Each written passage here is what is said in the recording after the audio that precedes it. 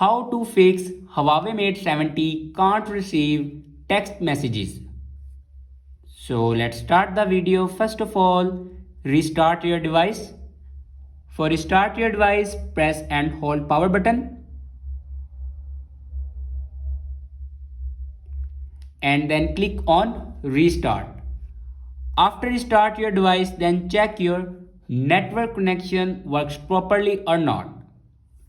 And after checking your network connection, then open settings and scroll down and click on apps.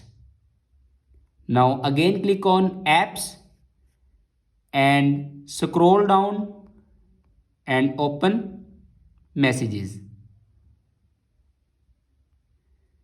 And then click on storage. Now here you can clear the cache memory. After clear the cache memory, then go back to the main page of your settings and scroll down and click on system and updates and click on software update.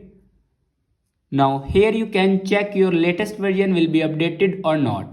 If it doesn't update to latest version, then update it to latest version.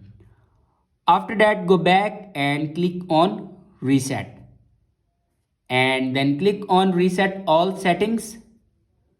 Now again click on reset all settings.